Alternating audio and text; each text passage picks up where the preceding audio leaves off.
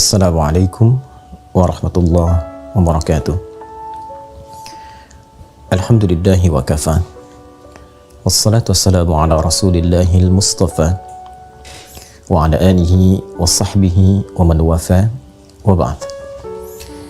Saudara-saudariku, ada pertanyaan dari sementara jamaah tentang bagaimana memaknai Al-Quran surah ke-24 An-Nur ayat ke-26, khususnya bila dikaitkan dengan persoalan jodoh, baik bertemu dengan yang baik, yang tidak baik bertemu dengan yang tidak baik lagi.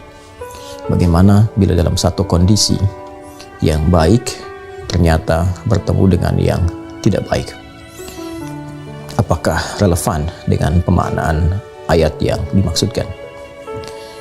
Pertama, kita mencoba untuk membaca terlebih dahulu ayat yang dimaksudkan, kemudian menerapkan kaidah tafsir dalam memaknai satu ayat Al-Quran, yaitu bagaimana korelasinya dengan ayat-ayat sebelumnya serta ayat-ayat setelahnya. Allah Subhanahu wa Ta'ala berfirman dalam Al-Quran surah ke-24 An-Nur ayat ke-26, A'udzu billahi minasyaitonir rajim. Al-khabithatu lil-khabithin wal khabithuna lil-khabithat wat-tayyibat lit-tayyibin wat-tayyibuna lit-tayyibat ulaika mubarra'una mimma yaqulun lahum maghfiratun wa rizqun karim. Ayat ini bila kita perhatikan secara seksama, termasuk dalam rangkaian ayat-ayat yang membebaskan Sayyidah Aisyah radhiyallahu ta'ala anha dari tuduhan sementara kalangan orang-orang yang bermaksud jelek kepada beliau dan kepada keluarga Nabi pada umumnya, dengan menuduh bahwa Sayyidah Aisyah telah melakukan tindakan yang tidak pantas bersama satu dari sahabat yang mengawal Rasulullah SAW dan membantu beliau pada saat itu mencari satu perhiasan yang sempat terjatuh. Ketika tuduhan ini banyak digosipkan sehingga menjadi hoax yang menyebar di kalangan kaum muslimin pada masa itu, maka Allah Subhanahu wa Ta'ala menurunkan rangkaian pembuka di surah ke-24 surah An-Nur untuk membebaskan Sayyidah Aisyah dari tuduhan-tuduhan dan hoax yang ditujukan kepada beliau. Bahkan di ayat yang ke-11 itu sangat tegas sekali Allah memberikan ancaman bahwa orang-orang yang memproduksi hoax itu akan mendapatkan balasan yang setimpal sesuai dengan kadar hoax yang dibuatnya. Bahkan orang-orang yang menginisiasi, aktor intelektualnya, diancam oleh Al-Quran untuk mendapatkan siksaan yang lebih besar di antara orang-orang yang terlibat dalam perbuatan makar dan hoax yang dimaksudkan. Di ayat ke-26, Allah memberikan sindiran tentang bagaimana perilaku manusia yang sesungguhnya akan bersumber dari keadaan hati dan kepribadiannya. Hati yang baik akan melahirkan tindakan-tindakan yang baik, baik ke mata melahirkan pandangan yang baik, bila mengalir ke lisan mengeluarkan kata-kata yang baik. Demikian bila kondisi hati itu tidak baik, maka akan melahirkan perilaku dan tindakan yang tidak mulia. Kata-kata yang kotor, yang buruk, itu dikenal juga dengan sebutan khabith. Khabith ini seringkali ditelusuri bersumber dari keburukan hati yang mengikuti was-was syaitan.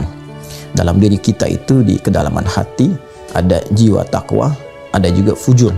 Wa nafsin wa ma sawwaha fa alhamaha fujuraha wa taqwaha. Demikian Quran surah ke-91 surah Asy-Syams ayat ke-7 sampai 8 itu. Dan demi jiwa yang sempurna penciptaannya, maka diilhamkan di dalamnya ada jiwa takwa dan fujur. Takwa adalah sumber kebaikan. Fujur mulanya adalah katalis bagi takwa agar yang baik-baik itu cepat keluar. Namun setan melakukan provokasi kepada jiwa fujur supaya dia berdiri sendiri, dan alih-alih menjadi katalis kepada jiwa takwa untuk tampil baik, maka dia diprovokasi oleh setan seperti disampaikan di Quran surah keempat An-Nisa ayat 118. La'anahullah la'attakhidanna min ibadika nasiban mafruḍa. Setan dilaknat oleh Allah dan dia mengajukan permohonan kepada Allah untuk menjadikan satu bagian dari jiwa manusia demi melancarkan was-was dan bisikan-bisikan kotornya. Itulah jiwa fujur yang dia manfaatkan. Ketika dimanfaatkan oleh setan, diprovokasi, dan bila berdiri sendiri, maka ini yang akan memerintahkan kepada segala hal yang melahirkan keburukan, disebut dengan as-su itu. Quran surah ke-12 Yusuf ayat ke-53. Wa ma ubarri'u nafsi innan nafsa la'ammaratum bisu illa ma rahima rabbi. Di antara hal buruk yang setan bisikan adalah hal-hal yang melahirkan pertentangan, hal-hal yang melahirkan perselisihan, hal-hal yang menjadikan indah itu kemudian tertutupi, hal-hal yang menjadikan baik itu sirna. Segala hal yang kotor, yang tidak baik, yang buruk di dalam bahasa Arab seringkali disebut dengan khabith, jamaknya khabithat. Karena itu tempat berkumpulnya setan di toilet misalnya itu disebut dengan khubuth dan khaba'ith. Kita masuk toilet, kita berlindung kepada Allah dari bisikan-bisikan setan yang kotor di tempat yang kotor. Allahumma inni a'udzubika minal khubuthi wal khaba'ith. Maka Allah memberikan satu gambaran metafor. Al-khabithatu lil khabithin. Kata-kata yang kotor, kalimat-kalimat yang tak pantas, itu hanya akan keluar dari lisan orang-orang yang kotor juga, yang tidak baik juga, yang bersumber dari bisikan-bisikan setan yang menyatu di tempat-tempat yang kotor. Wal khabithuna lil khabithat. Dan demikian karakteristik orang-orang yang kotor memang senantiasa melahirkan kata-kata yang tidak pantas juga, kata-kata yang kotor juga. Jadi kotor hanya akan mengeluarkan yang kotor lagi. Kalimat-kalimat yang tidak pantas hanya akan keluar dari orang-orang yang memang kotor keadaan hatinya. At-tayyibatu lit-tayyibin. Sementara kalimat-kalimat yang baik, yang mulia, yang sopan, yang beradab, karakteristiknya akan keluar dari manusia-manusia yang memiliki karakter moral yang baik, manusia-manusia yang memiliki kebeningan hati, kesucian jiwa.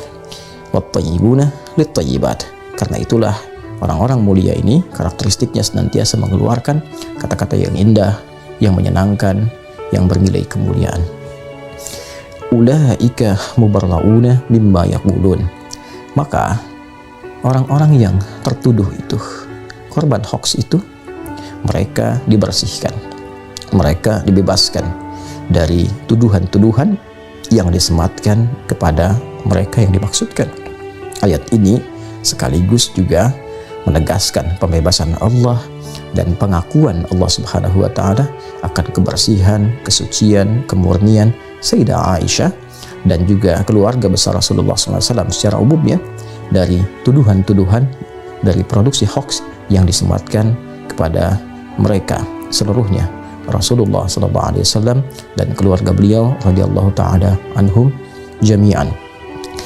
Dan menariknya, kesabaran, kemuliaan dalam respon tuduhan-tuduhan ini, dalam respon hoax yang ditujukan kepada beliau, dijanjikan oleh Allah Subhanahu wa Ta'ala ampunan-ampunan terbaik dan juga rizki yang mulia berupa surga terindah saat kembali kepada Allah Subhanahu wa Ta'ala. Lahum maghfiratu wa rizqun karim. Bagi mereka, orang-orang yang sabar saat dituduh, yang tetap mencari bukti yang baik, sehingga dengan itu bisa menjawab tuduhan secara elegan, bisa menjawab hoax dengan cara yang baik, yang benar, dan bersabar dalam menjalani itu semua, maka mereka berpeluang terbebas dari berbagai keburukan-keburukan, dari berbagai peluang-peluang dosa, mendapat ampunan dari kesalahan, dan dijanjikan oleh Allah surga yang menanti berdasar amal soleh yang telah dikerjakan secara proporsional. Agaknya ayat ini tidak langsung terkorelasi dengan pemahaman jodoh bertemu jodoh. baik bertemu baik atau jelek bertemu jelek, tapi lebih menekankan tentang pembebasan Sayyidah Aisyah dan keluarga dari tuduhan-tuduhan hoax yang disematkan kepada beliau dan keluarga besar. Untuk itu memang ada sebagian yang memaknai dari kalangan ahli tafsir yang menarik ayat ini ke dalam keumuman makna tentang keberpasangan dalam rumah tangga. Baik bertemu dengan baik, jodoh yang jelek pun, perilaku yang tidak baik akan berjumpa dengan yang tidak baik lagi. Sekilas memang terlihat ada kebenaran dari segi penafsiran yang dimaksudkan. Orang-orang yang berkumpul di tempat-tempat yang baik cenderung mencari jodoh yang baik pula. Orang-orang yang berkumpul di tempat yang kurang baik boleh jadi juga cenderung memilih pasangan yang sekufu, sekeadaan, setempat dia bergaul. Karena itu dalam Islam, latar belakang keadaan bergaul juga menjadi penentu bagaimana seseorang bisa memadu kasih dalam kehidupan berumah tangga. Namun ini menjadi problem ketika ada orang-orang yang menduga pasangannya baik, ternyata setelah menikah tidak seperti yang digambarkan, tidak seideal yang diharapkan. Dirinya sudah baik, namun pasangan belum terlihat baik seutuhnya. Bila kemudian dikaitkan dengan ayat yang dimaksudkan, di sini kemudian problem penafsiran itu menjadi penting untuk diurai, menjadi penting untuk diberikan solusinya. Karena itu para ulama lebih menarik ayat ini sesuai dengan konteks yang dimaksudkan tadi, yaitu membebaskan Sayyidah Aisyah dan keluarga dari tuduhan, dibandingkan dengan membawa ke aspek rumah tanggaan. Ada ayat-ayat yang lain yang menjawab persoalan-persoalan dimaksud. Ayat-ayat bahkan memberikan contoh dan inspirasi kepada kita. Boleh jadi orang-orang yang mengharapkan pasangan ideal setelah menikah mendapati pasangannya jauh dari harapan. Maka cara memaknainya berdasarkan ayat-ayat lain di luar ayat 26 surah An-Nur ini, seperti ayat yang menunjukkan kesabaran Sayyidah Asiyah saat berumah tangga dengan Fir'aun, ataupun bahkan di level Nabi Nuh alaihissalam, Nabi Lut alaihissalam, bagaimana menghadapi kondisi istri-istri mereka yang bahkan jauh dari harapan. Maka Islam mengajarkan bersabar, berprasangka baik kepada Allah Subhanahu wa Ta'ala. Boleh jadi yang kurang baik itu dititipkan kepada Anda supaya Anda bisa membimbingnya menjadi lebih baik, mendakwahinya, dan boleh jadi disitulah ruang kesabaran yang mendekatkan diri keluarga kepada Allah Subhanahu wa Ta'ala. Bukankah Allah berfirman, innallaha ma'as sabirin? Anda ingin dekat dengan Allah dan Allah berikan pintunya. Orang mencari keluar, Anda mendapatkannya di dalam rumah. Bukankah sabar mengantarkan kepada surga lebih cepat dari amalan-amalan yang lainnya, sehingga malaikat mengucapkan selamat kepada penduduk surga dengan kalimat sabar, salamun alaikum bima sabartum. Selamat atas kesabaran yang telah Anda pupuk selama berkehidupan. Karena itu penting untuk dicatat bahwa tidak selamanya kita harus menerapkan fikih-fikih secara praktikal, namun juga ada ragam fikih yang bisa kita bawa dalam menerapkan hukum-hukum berkehidupan. Fikih dakwah kadang-kadang bisa diterapkan lebih awal dibandingkan dengan fikih-fikih terkait dengan hukum.